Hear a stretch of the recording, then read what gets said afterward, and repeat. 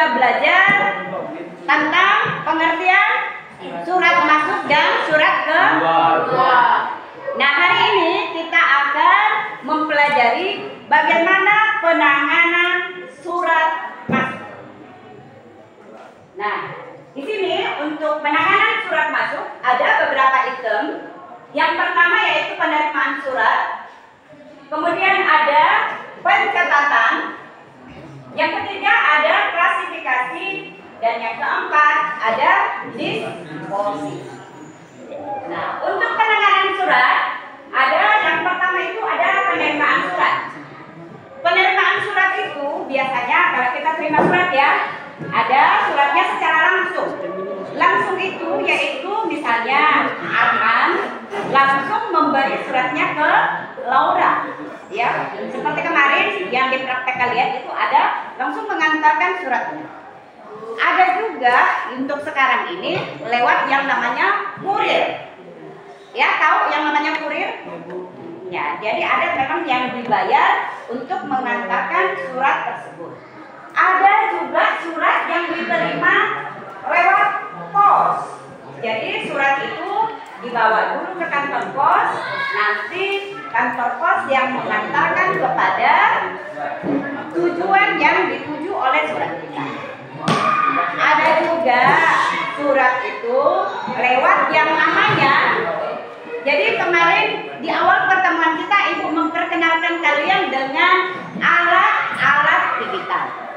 Nah, salah satu alat digital yang dipakai untuk mengantarkan surat atau mengirimkan surat itu namanya faximile. Fax, ya. Jadi lewat fax surat kita bisa sampai ke tempat tujuan. Jadi biasanya di kop surat itu anak-anak ada tulisan fax. Faximile itu alamat untuk mengirim surat. Ya. Kemudian yang kedua untuk penanganan surat ada yang namanya pencatatan. Ya. Jadi sebagai seorang tenaga administrasi untuk bagian penanganan surat ya, dia akan mencatat surat masuk dan surat keluar. Apa yang dicatat? Nah, seperti tadi contoh surat yang Arman ya, yang Arman sudah buat, ada di situ nomor surat. Ada ya, nomor surat berapa? Ada tanggal surat, tanggal, dan ada perihal. Ya.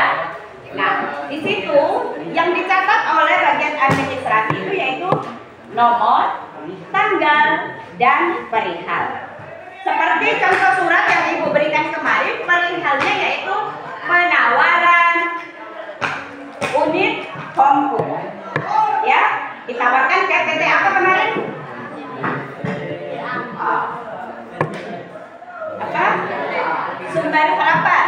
Ya, jadi dari Sumber Harapan ke PT apa kemarin? Ya, Bumi Karya.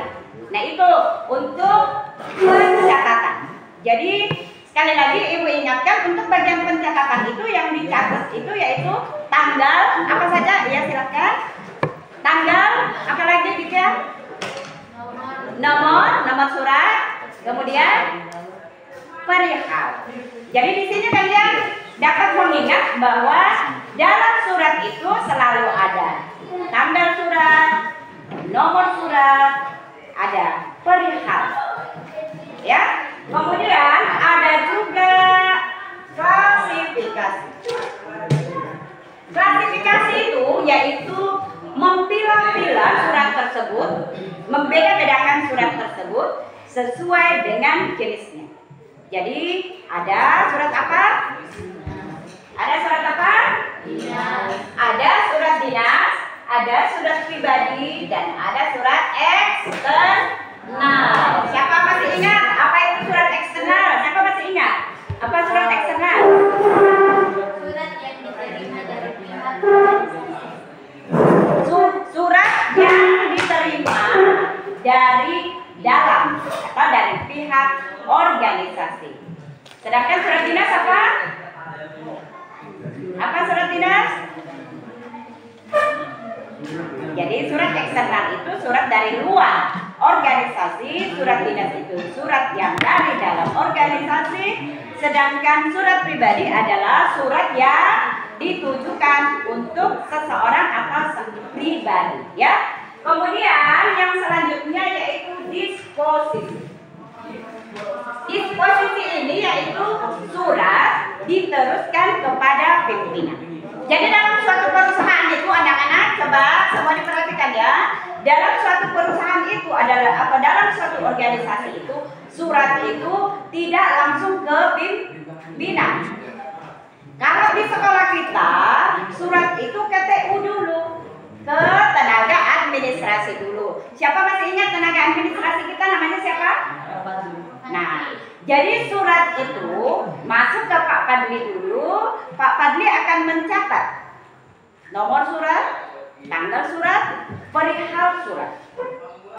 Yang mengirim surat juga perlu dicatat ya. Kemarin Ibu sudah tunjukkan pengirim suratnya paling bawah. Itu juga perlu dicatat. Setelah surat dicatat oleh bagian administrasi, surat akan diteruskan kepada pimpinan. Nah, pimpinan akan membaca isi surat tersebut dan pimpinan akan menindaklanjuti apa isi surat tersebut. Misalnya kemarin kerjasama untuk pembelian unit komputer. Misalnya sekolah kita membutuhkan komputer, maka sekolah kita akan bekerja sama dengan PT Sinar Harapan untuk membeli unit komputer dari Sinar Harapan dari PT tersebut. Ya, kepala sekolah akan menindaklanjuti dengan memberikan konfirmasi kembali. Konfirmasi kembalinya bagaimana? Nah, kepala sekolah akan memanggil tenaga administrasi kembali untuk membuat surat dan kemudian pimpinan akan menandatangan dan diteruskan kembali ke perusahaan tersebut. Bagaimana? Bisa dimengerti alur-alur penanganan surat? Sedikit. Kenapa cuma sedikit dimengertinya? Terlalu cepat Ibu menjelaskannya? Hah? Terlalu cepat ya? Tidak ya, jadi bagus kita. Jadi kalau memang bagus, Ibu harap bisa dimengerti dan semuanya nanti bisa jelaskan ya.